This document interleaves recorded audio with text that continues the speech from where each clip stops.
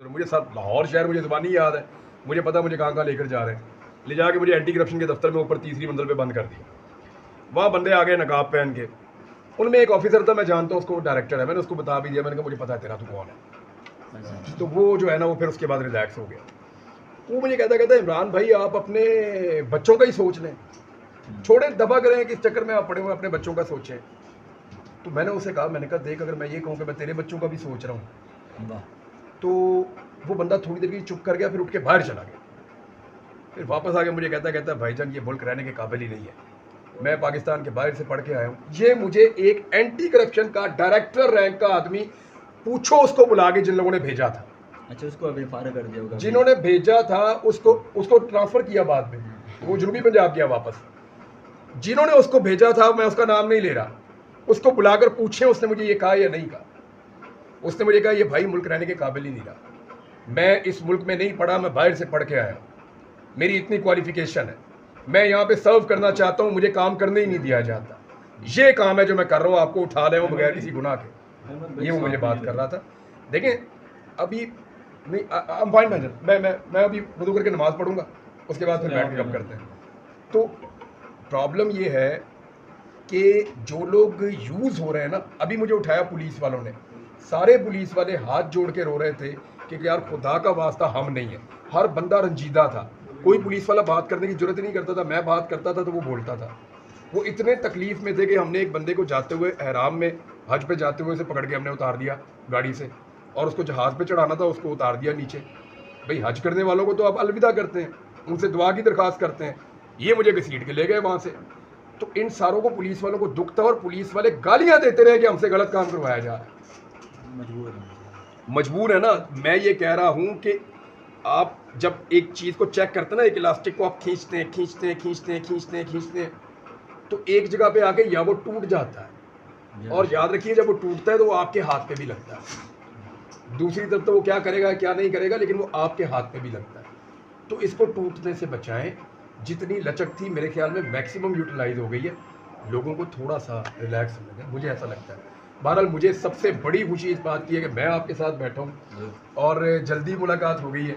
याद है हमारी पहले एक मुलाकात है खाने पे, एक मुलाकात सरसरी थी, और उसमें आपने कहा था कि मुझे याद है कि भाई नज़्म तू लेकर आता। मैंने कहा यार लिखा आपने भाईजान, उठा गया और वो मशवरा उन्होंने आपका सुना, मुझे उठा लिया, इसे उठा लो।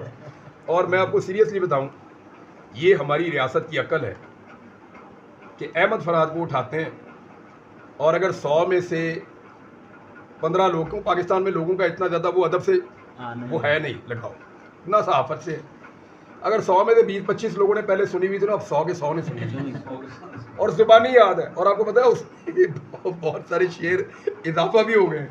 अब आप अगर अपनी खाली गज़ल पे किताब लिखें तो पूरी हो जाएगी, इतना ज़्यादा लोगों ने उसके अंदर अपना एडिशन कर दिया।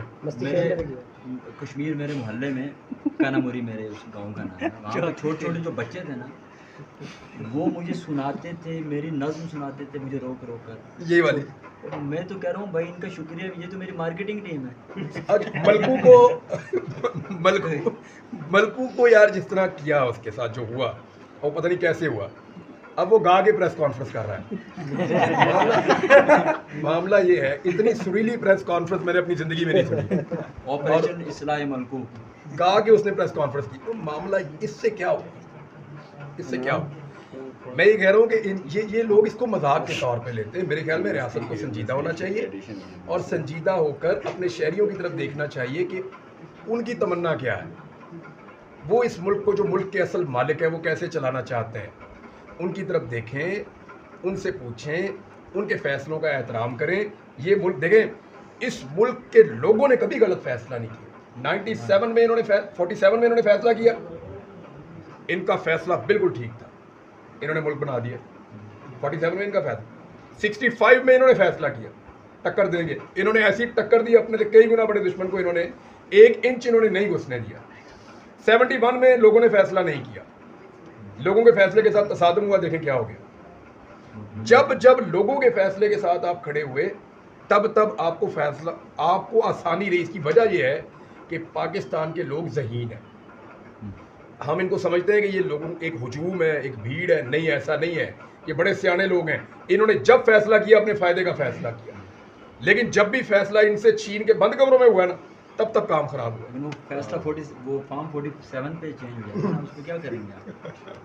उनके पास उसका तोड़ भी है। देखिए दादा, फिर ये भी एक ख्याल है कि सिविलियन जो बेचारा है वो कभी दिमाग लेकर पैदा ही नहीं होता। हम तो ज़ाहिर है हम तो दिमाग लेकर पैदा ही नहीं होते। नहीं, ये जो फॉर्म 47 और फॉर्म 45 वाली गेम है ना, ये घूमने वाली है। मुझे देखिए, मैं कभी भी, मेरी एक प्रॉब्लम ये है कि मैं मायूस नहीं होता, कभी भी नहीं होता ही नहीं हूँ। पता नहीं मेरे अंदर ये कोई फॉल्ट है, होता ही नहीं। मेरे साथ लोग आके मायूसी की बातें करते हैं, मैं फिर उनको कोई ना कोई होप देने की कोशिश करता हूँ, होता ही नहीं मायूस। तो मुझे ऐसा लगता है कि ये जो अदलिया के अंदर अंगड़ाई है ना अपनी स्पेस वापस लेने की, इसकी वजह से आप मेरे साथ बैठे हो, अल्हम्दुलिल्लाह। सबसे पहले मेरा अल्लाह रब्बुल इज़्ज़त, उसके बाद हमारी अदालत। उसमें ख़ास तौर पे हमें शुक्रिया अदा करना है मोहसिन अख्तर कियानी साहब का, फिर बाकी सब लोग जिन्होंने हमारी मदद की। अब जो अदलिया ने स्पेस वापस गेन करने के लिए एक मोमेंटम बनाया, मुझे ऐसा लगता है कि ये 47 वाले ज़्यादा दिनों तक आपको ईवानों में नज़र नहीं आएंगे, और अगर आएंगे भी नहीं तो इनकी तादाद लगातार कम होती जाएगी, और जो मैंडेट है लोगों का वो वापस जाएगा। क्योंकि देखें, पाकिस्तान में कोई अंधों का बैरों का मुल्क नहीं है। अगर पाकिस्तान में कोई एक इनकलाब आना था ना, वो 8 फरवरी को आ गया हुआ है। अब किसी और इनकलाब का आप इंतज़ार ना करें, 8 फरवरी को इनकलाब आ गया है।